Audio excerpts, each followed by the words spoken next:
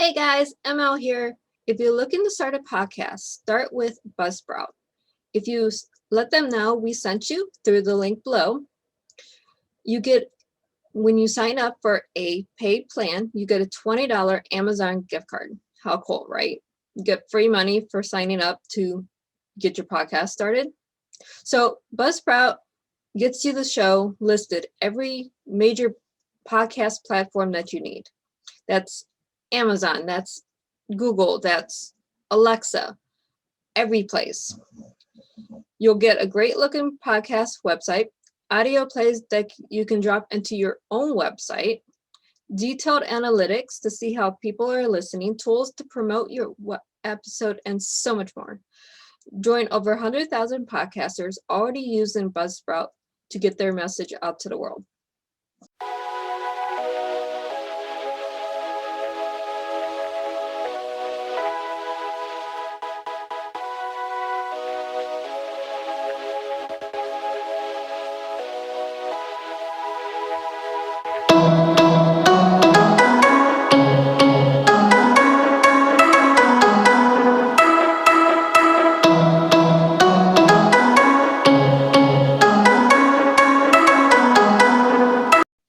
Welcome to Dove and Dragon Radio. I'm your host, M.L.Ruscsak. I'm here today being sponsored by Kevin J. Lane and his beautiful necklaces. And our today's author is Cheryl Johnson, who wrote Ambition, the Missing Attribute to Your Employees. Welcome. Thank you. Now, what led you into writing this book? Well, I've been an instructional designer for roughly 30 years and got into the business of, what I thought would be writing training to help employees do their jobs better and perform at a higher level. And come to find out over the course of all these many years that it wasn't really a lack of training that people were suffering from in their jobs, especially probably more so in the last 4 to 5, 6 years, I don't know, somewhere around that time frame. And just felt like I needed to dig a little bit deeper and find out what it was that was preventing people from, achieving what they want out of their jobs, and found out that a lot of them are just lacking in motivation. They just don't feel like they're getting what they need out of their jobs.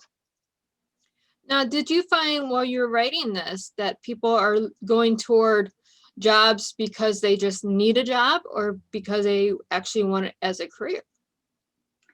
It depends. A lot of the people that I work with were millennials. I started probably in 2010 working as an independent consultant and got a little overwhelmed with work, and my kids were in college and they were like, "Oh, Mom, will you give us a job?" And I was like, "Yeah, okay, whatever." And then they were like, "Oh, well, this is great. We get to work from home," before, this was 10 years before COVID. And they were all excited as college students and to do that and to make, fairly decent money. So they were like, "Oh, all of our friends want a job." And I was like, okay.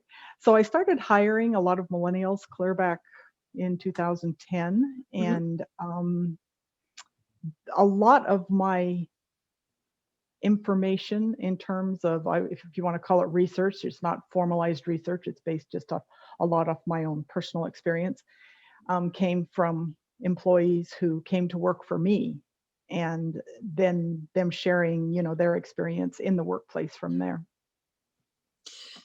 We tend as authors to find inspiration everywhere. So you hiring your kids and then their friends, and then, like you said, the millennials 10 years ago. I find it funny because when I was in the actual workforce, working with a lot of millennials in restaurants and stuff like this, a lot of them were just there because, oh, I need a paycheck and don't want to put any work into anything. Yes, and that's it was interesting. I got such a, because I got overwhelmed with people who wanted a easy job where they could work at home and set their own hours. They want to work at 3 a.m. instead of, 8 a.m. And, there was nothing wrong with that. And with the work that I was giving them to do, that was fine. That worked out well, except that they didn't always understand that as flexible as this job was, work still needed to be done. Right. And so I really sat down with my daughter, who was a lot of the inspiration for a lot of this many years ago, and said, we need to come up with some very strict guidelines in terms of not your working hours and, not limiting your flexibility in terms of, the types of work you can do, but just there are timelines and there are deadlines, and you need to meet these deadlines. And if as long as you can meet the deadlines, and we got to where we started paying people on a project base, Hmm. instead of an hourly rate, because they just, kind of took advantage of that to some degree. Oh yeah. Yeah, which anybody would. It's not just millennials. And so we yeah, it worked out really well. And I had several people by nature of what I did. I needed a lot of graphic designers, I needed a lot of writers, I needed people who could, design and develop software. Hmm. And so my understanding in working with them was, you know, uh, they thought $20 an hour was that they were over the moon. They were making a ton of money Right. um, when we first started, but it averaged out to be about $20 an hour when they, even on the project based, as long as they were working productively, was that this is kind of your jump start into the real world. I'm kind of helping prepare you. I'm that bridge between what the college didn't do to provide you with the necessary skills to move into the workforce, and kind of helping to prepare you for that. And I had several people build really nice portfolios, and someone on to work for Disney, and someone on to work for other big software companies and Silicon Valley and other places, which, and they did that when they were like 22 or 23 years old. So, you Because know, they got experience working in a real job, working with you. yes. Well, and it wasn't just me, it was Right. more, the setup that I gave them freedom, I gave them flexibility, I trusted them. But if that didn't work out, if that little informal handshake we had didn't work out, it was project based. I just didn't reach out to you the next time I had a project. Right. And I'm be honest, out of, I don't know how many students I went through, but I would say only probably 20, maybe 30% of them actually went on and really did something. The rest of them just kind of fell through the cracks and decided that this kind of freedom and flexibility, that they needed more structure, they needed something different. There's a lot of them that are like me. I work from home and I have the structure that I need, but someone like my daughter, she needs a 9 to 5. She needs to have a set schedule and hours and be somewhere at every minute. It's just based on the person, individual, and what type of work you're in. Hmm.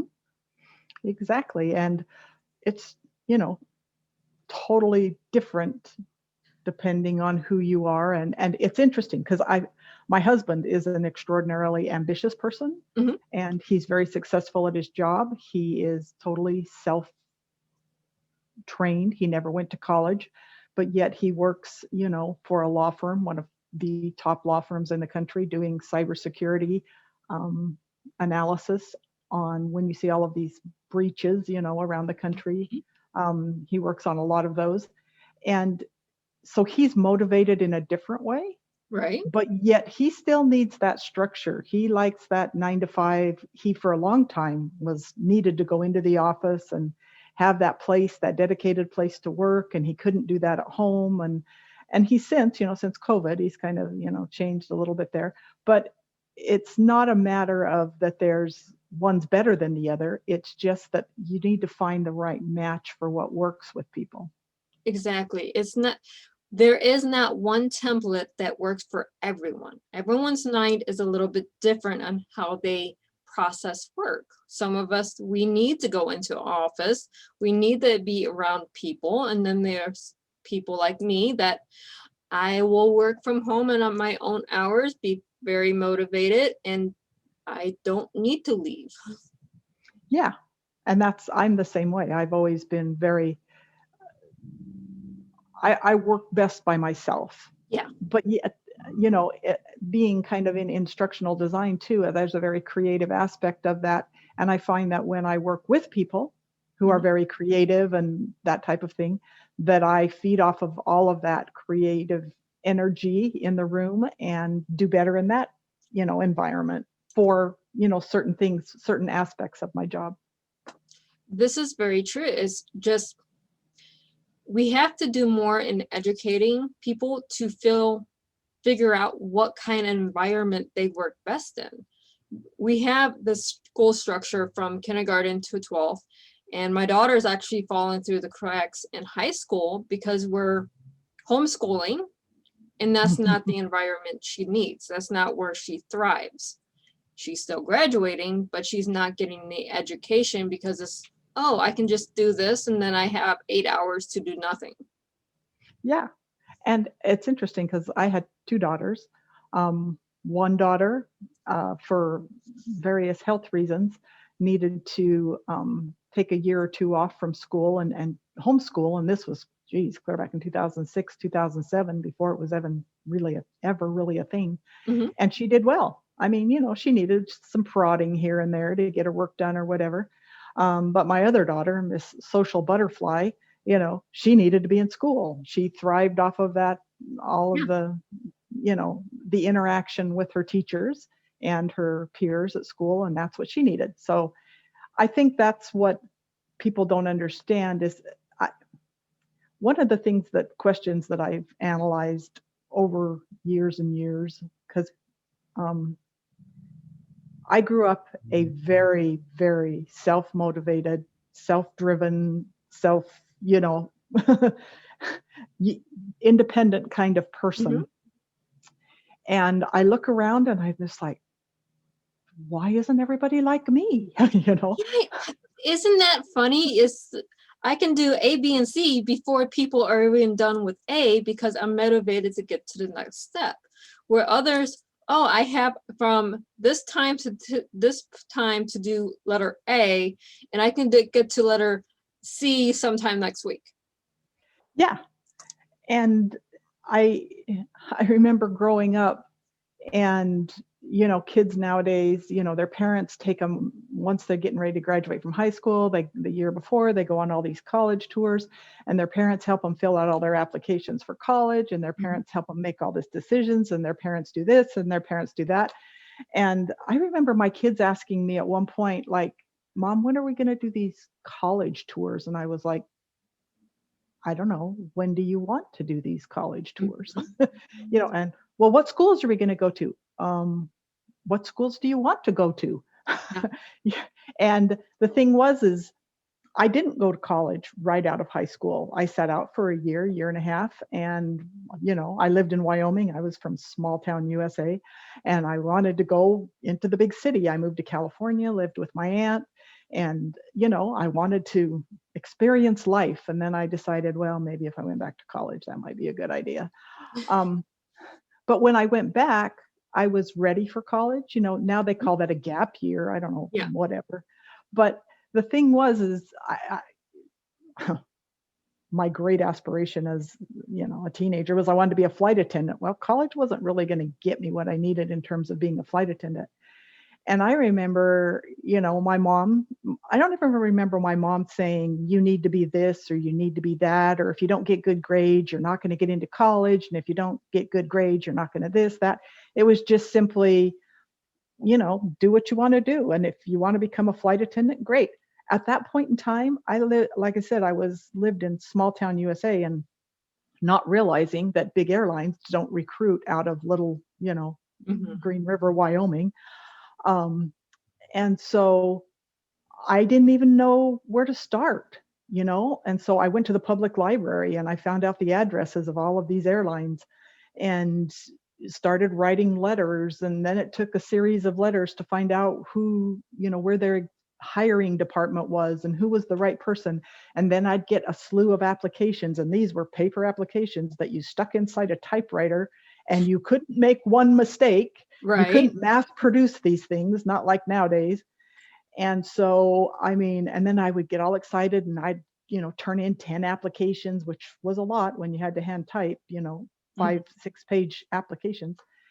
And I'd ship them off, and then I'd get all my rejection letters in the mail, and I'd be like, oh, and they'd say, well, try again in 6 months. And I'd try again in 6 months, and then I'd get rejected, and then I'd try again in 6 months. And, people have asked me, why did you keep trying? What motivated you? What kept you going? It was like, well, that's something I really wanted. Well, I didn't have my mom breathing down my neck saying, well, if you don't get these applications in by such and such a date, and if you don't do this, blah, blah, blah. My mom didn't even know what I was doing. Yeah. She wasn't even aware that I was doing all of this, Right. My mother's the same way. It's when I started school and I did paralegal from home. I did online college when that was just starting out in 2002 for paralegal. And then I didn't tell anyone. I went back to school and got a degree in a couple things in 2006, which was completely unrelated to what I went to school before in. And I just told my mom, because I just updated my last name on my certificates. She's like, when did you do this? Well, I didn't have people saying, you have to do this. It was something I was passionate to do at the time. Yeah, and that's where I think that, we can go into a whole host, because everybody's like, oh, what's the secret sauce to motivation? Well, Daniel Pink's got a lot of secret sauces in his book about drive, and I love his books, and I've read them. I love Daniel Pink, but I don't think there's secret sauce. I think it's a combination of a lot of things. I know growing up, my mom and dad did not, and I'm sure it's just the generation. It wasn't my parents were unique or anything. I don't remember my parents telling me to do my homework or telling me to get good grades. It was just simply, that's what you did, and if I came home with bad grades, which I did periodically, they'd be like, what's going on? And they kind of, is there something going on that we can help you with? It wasn't like this punitive thing or anything. And I remember when I was in high school and I was very athletic and I came home with an F in PE, and that was a different story, because it's like, okay, you are totally capable of A's in PE. This F isn't going to fly. So we had a different discussion about that. So, but my parents just, they didn't drive me everywhere I wanted to go. They didn't sign me up for every little league sport that was out there or whatever. If I wanted to do something, I went and signed myself up, and I got myself to and from practices. I mean, I did. I lived in small town USA, so it was a different world, right? And it was safe. You can't do that. You just can't do that anymore. It's not safe. But I think because of that, I was so used to just being very independent. And I was used to making up my own mind about what I wanted and what I liked doing and what meant a lot to me. And so that made it easy for me to be motivated, where I think kids now, from the time they're born, we ship them off to daycare, we ship them off to, their lives are structured. They don't even get to pick what color clothes they wear, what they're going to eat. They just go from one activity to another, from school to after school sports to whatever, and their whole lives are just like their lives are spinning. And all they do is go from one thing to the next with it, people telling them what to do at every juncture, and as much as I like, sports and things like that, or extracurricular activities, I think there is, we used to just get a bunch of us together and play basketball, and we made up our own rules. Who knows if it was really even basketball, Right. And it was fun. We refereed our own games. We made up our own rules. We resolved our own differences. And because of that, it was just a different world. Nowadays, you have referees that referee all your little sports, and you have, when you're in drama, you have all these teachers who select who gets to be what part, where I remember I was in Charlotte's Web or something when I was in 5th grade or something, and we all argued over who got to be Charlotte and who was going to be in charge of such and such, I don't remember adults being there telling us any of that. No, see, when I was in 1st through 4th grade, we used to put on pageants for Christmas shows. they don't do that no more. We used to dress up in the pageant costumes. Okay, here's a list. You're going to be Mary in the Christmas pageant this year. Hmm. Okay, so you need to have this color robe. You need to have your hair done this way, for this, or at least look like the part. They don't do that no more. It's you sing, that's Hmm. it. Yeah. You have the drama club, you have the teacher that organizes it, you have the props that are 20 years old, Hmm. you have everything structured, and you get a participation certificate that you were in the club or something. It's anything you do, you have to get a certificate saying, oh, I was here. When we were in school, it was, okay, we got our picture in the yearbook. Okay, great. We didn't even get that. We just, I remember, I mean, this is totally somewhat unrelated, but I remember I was riding my bike. I was probably 8 or 9 years old, and a Saint Bernard jumped a fence and started chasing me down this gully and caught the back of my thigh, Mm-hmm. and bit me. Mm-hmm. And uh, I don't know. I mean, it hurt, and it left a mark. And I mean, a Saint Bernard is a big dog. Yeah. But I got home, and I don't know what I didn't tell my parents. I didn't tell anybody about it. And I remember at one point my dad must have seen my leg. Maybe it was summertime and I was wearing shorts or something. I must have been, because that's probably how the dog bit me. But my dad was like, "What happened to you?" And I was like, "Well," and I told him, and he was just like mortified, like, "Why didn't you come home? Why didn't you tell us?" I was like, "I don't know. I didn't need to go to the hospital. I didn't need, Yeah. you know." We had a hill that Yeah. we're not allowed to do this no more because it's No. not safe. But we cross the railroad tracks, go up the hill, ride our bikes down it. I wrecked, tore up my bike, had to wash it off with a water hose, Hmm. ironed out, hammered out the dents so it works again. And my grandpa's like, why did you do that? I'm like, Yeah. because it was fun. Yeah. Okay, well, don't cross the railroad tracks no more. Yeah.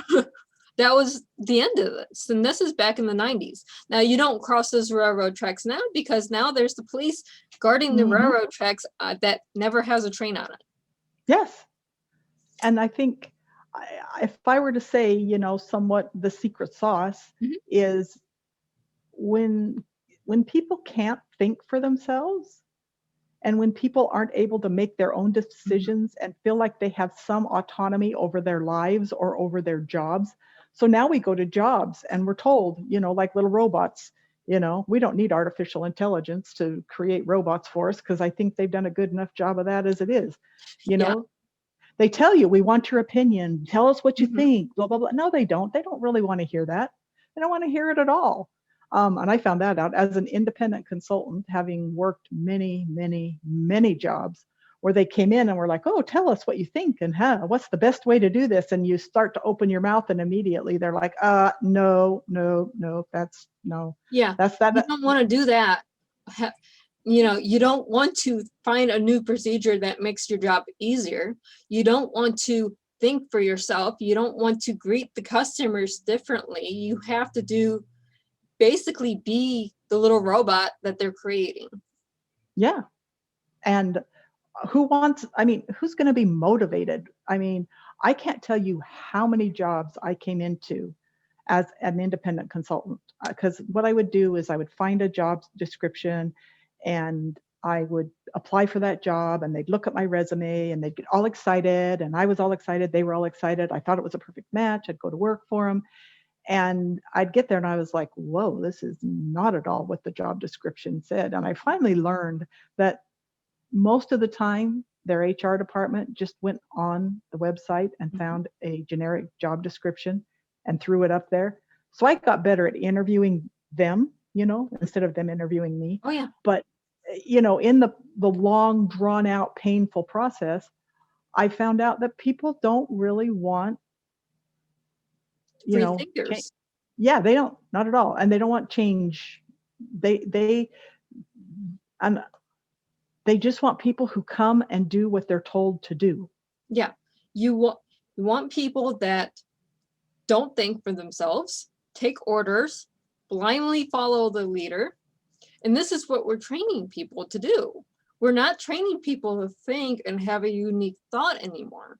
So when do we get unmotivated? When we can't think for ourselves. Mm-hmm. Yeah, and that's where I think that, to me, if we talked about, the secret sauce, it's interesting because if you were to ask an employer, they would tell you, no, we want people that, can bring new ideas and, freshen things up around here and change things.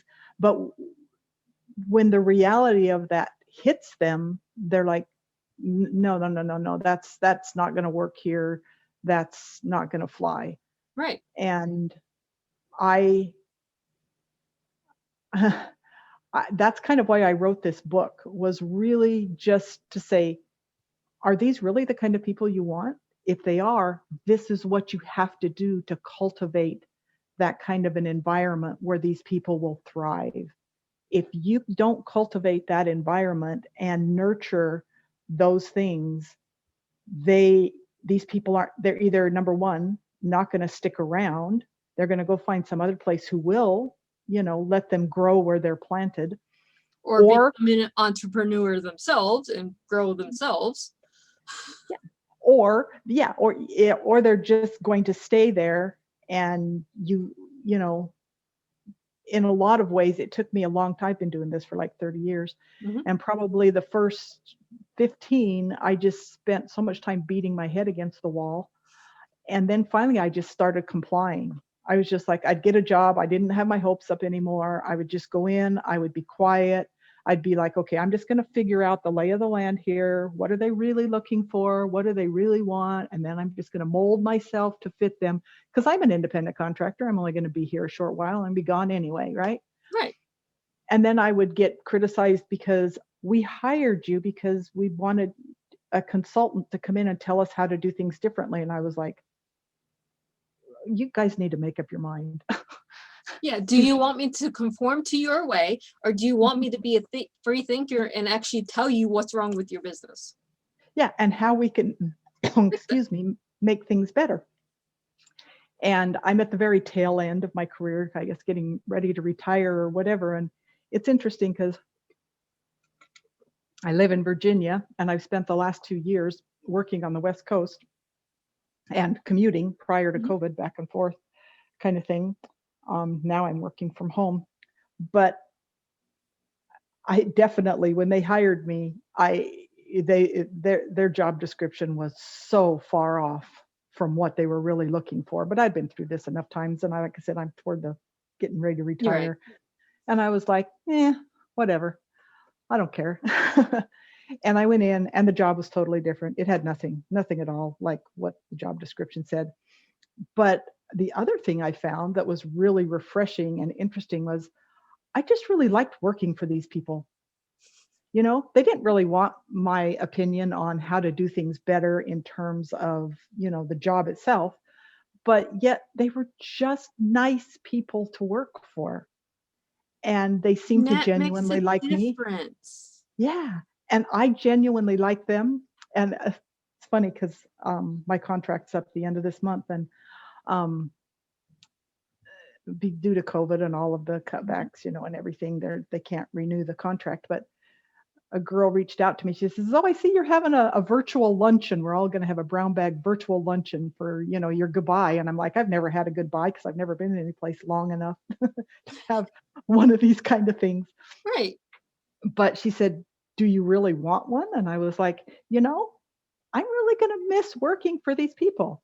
And they've asked me to do so many things that were outside my skill set. Mm-hmm. I mean, and I'm at this late stage in my career, and, most people at this point aren't like, I don't want to be learning all these new things and everything else. But I loved learning new things, and I loved working for them. And if you ask, I wasn't doing hardly anything that related to instructional design in a lot of aspects, or training or whatever. And every once in a while, they'd come across a training project. They're like, "Cheryl, you're going to be so excited. We have a training project for you." I'd be like, "Oh, yay." But they were just so nice. And I was like, wow, this is so weird to work in a place where people are actually nice. Mhm. You know, I think people just, I think it's partly because, and I don't mean to sound like a wet blanket or negative, but I think because we live in this world where people don't really go to work because they love their job. They're not passionate about things, that they just kind of, they're not pleasant. It's not a Right. pleasant place to work because nobody's there really. Your managers are not happy in their job, so they're going to be negatives. So Mhm. then it trickles down to your employees. They are not happy because the manager's not happy, and everyone's just miserable. Yeah, and even if they're not miserable, they just simply are there doing a job, and some people are climbers, and you kind of have Mhm. to avoid them Mhm. because they're going to step on your toes. Mhm. Um, but and it's not that. I mean, almost every place I've worked, I've come across at least one or two people that I really enjoyed working with and liked. But overall, it's just been a really, I have found the biggest challenge I've had in all my years of working is getting past the culture and the environment in most workplaces. Right. And that's sad. Yeah, it is sad, but we're almost out of time. And before I let you go, where can our viewers and our listeners find you? LinkedIn's probably my big, you know, space, but it's Mhm. if you look up my book and my name, Cheryl Johnson, on LinkedIn. Not big into social media, so I don't have Twitter and Facebook and all that kind of thing. But my book is on Amazon. It's just called Ambition. Um, and if you have to type in my name and the title of the book to get the actual book itself, which is interesting. And then my website seems like it's unrelated. I have well, I should say the website is ambitionquotient.com. Yeah. And that will lead you to a lot of other places where I tend to socialize on the internet. Our author sites, our business sites, whatever we use, they Hmm. are filled with so much other stuff besides just our books that Hmm. people go, are you an author, or is an author your hobby compared to everything else you do? Yeah, exactly. But it was so great having you on the show today. Yes, thank you. And by the way, I do love your necklace and your earrings. Thank you very much. And for all of our readers and our listeners, happy reading. Thank you.